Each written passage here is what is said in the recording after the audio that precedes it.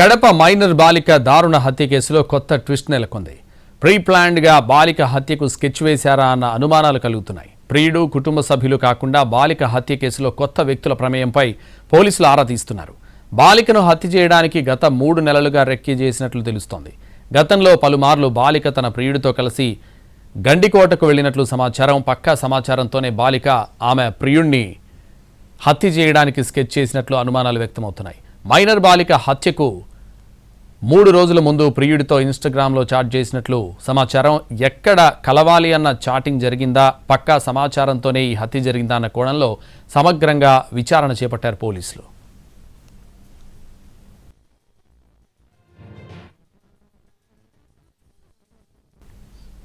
కడప జిల్లాలో మైనర్ బాలిక హత్య కేసు పోలీసులకు సవాల్గా మారింది. గత 6 రోజులుగా ఎస్పీ అశోక్ కుమార్ జమ్మలమడుగులోని మకాం వేసి కేసును పర్యవేక్షిస్తున్నారు.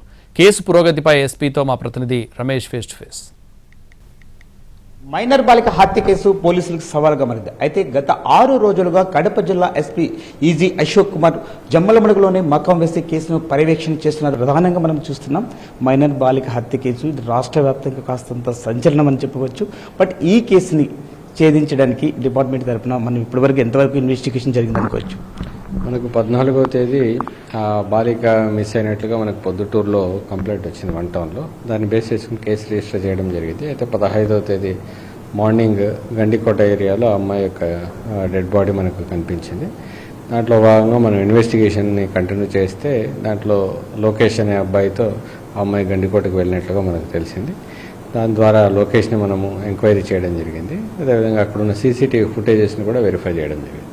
దాన్ని బట్టి మనకు అర్థమైనది వీళ్ళు ఒక 2 అవర్స్ అక్కడ స్పెండ్ చేసి ఎగ్జాక్ట్లీ 10:49 టైంకి లోకేష్ బయటకు వచ్చినట్లు మనకు సీసీటీవీ ఫుటేజెస్లో అర్థమైంది. కాబట్టి లోకేష్ యొక్క హత్య చేసి ఉండడానికి అవకాశం లేదు అనేది మనకు ఉన్నటువంటి ప్రాథమిక అంచనా. ఇంకా ఫర్దర్ వివిధ కోణాల్లో ఈ యొక్క హత్యకు గల కారణాలు ఏంటి అనేది వెరిఫై చేస్తా ఉన్నాం. ప్రధానంగా మనం తీసుకోవచ్చు, ఇక్కడ ప్రియుడి యొక్క ప్రమేయం లేదన్నది మనకు సుస్పష్టంగా సీసీ ఫుటేజ్ తెలుస్తుంది. అయితే ఇందులో ఎవరి ప్రమేయం ఉండొచ్చు? ప్రధానంగా ఏమైనా పరువు హత్యగా దీన్ని మనం ఏమైనా భావించవచ్చా? అన్ని కోణాల్లో కూడా వెరిఫై చేస్తున్నాం. ఆ కోణంలో కూడా వెరిఫై చేస్తున్నాం. లోకేష్ వెళ్ళిపోయిన తర్వాత వాళ్ళ అమ్మాయి వాళ్ళ కజిన్ బ్రదర్ సురేంద్ర అనేటటువంటి వ్యక్తి గండికోట ఫోర్ట్లోకి ఎంటర్ అవుతున్నట్టుగా సీసీ ఫుటేజెస్ ఉన్నాయి. అక్కడి నుంచి 25 మినిట్స్ ఆ ఏరియాలో ఉన్నట్లుగా మనకు అర్థమవుతుంది. రిటర్న్ వెళ్ళిపోయినట్లుగా మళ్ళీ మనకు కనిపిస్తుంది. ఈ మధ్యలో 25 నిమిషాలు ఆయన ఏం చేశాడు, అక్కడ ఎక్కడెక్కడ తిరిగాడు అనేటివి అన్ని కోణాల్లో ఎక్స్ప్లెయిన్ చేయడానికి ట్రై చేస్తూ ఉన్నాము, ఎంక్వైరీ చేయడానికి ట్రై చేస్తూ ఉన్నాము. దానికోసమే CDR analysis, tower dump analysis, తర్వాత టెక్నికల్ అనాలిసిస్ని కూడా మనం కంటిన్యూ చేస్తాం. దీంట్లో మనం ప్రధానంగా తీసుకోవచ్చు, టెంపుల్ దగ్గర బ్యాగ్ ఒక చోటు ఉందంటున్నారు, తర్వాత చుండి మరో చోటు ఉందంటున్నారు. అంటే ఈ మధ్యలో తనపైన ఏమైనా రేప్ అటెంప్ట్ ఏమైనా జరిగిండొచ్చు, మీకు ఏమైనా అనుమానం వస్తుందా? చనిపోయిన తర్వాత పోస్ట్ మార్టం ఎగ్జామినేషన్లో క్లియర్గా డాక్టర్స్తో డీటెయిల్గా డిస్కస్ చేయడం జరిగింది. అదేవిధంగా వాళ్ళు మనకు అందించినటువంటి ప్రైమరీ పోస్ట్ మార్టం రిపోర్టును బేస్ చేసుకొని చూస్తే ఎక్కడ కూడా లైంగిక దాడి జరిగినట్లుగా ఆనవాళ్ళు లేవని చెప్తా ఉన్నారు. గోటి గుర్తులు కావచ్చు, పంటి గుర్తులు కావచ్చు, ఇంకా రేప్ చేసే సమయంలో చేసేటటువంటి గాయాలు కానీ ఏవి కూడా లేవు. ఈవెన్ అంతా ఇంటాక్ట్గా ఉంది బాడీ అనేసి చెప్తా ఉన్నారు.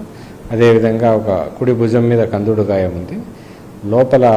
పొట్ట లోపల లివర్ టోటల్గా చితికిపోయి ఉండడము, దాదాపు 1 లీటర్ వరకు బ్లడ్ ఆ లివర్ చుట్టుపక్కల ప్రాంతాల్లో స్టోర్ అయి ఉండడాన్ని బట్టి ఖచ్చితంగా ఈ లాసిరేషన్ ఇంజురీస్ ఉన్నాయి లివర్కి పోస్ట్ మార్టం రిపోర్ట్లో ప్రాథమిక అంచనా ప్రకారం. కాబట్టి ఆ లివర్ని పూర్తిగా డ్యామేజ్ అయ్యేలాగా పూర్తిగా ఫిస్ట్తో కానీ కాలుతో కానీ కొట్టి ఉండొచ్చు అనేది ప్రాథమికంగా ఒక అంచనాకు వస్తాను. ఎందుకు కొట్టారు, ఎవరు కొట్టారు, కొట్టాల్సినటువంటి అవసరం ఏముంది, బయట నుంచి వచ్చినటువంటి టూరిస్టులకి ఈ అమ్మాయిని హిట్ చేయాల్సినటువంటి అవసరం ఉందా లేదా అనేటటువంటిది కూడా మనం వెరిఫై చేస్తాం.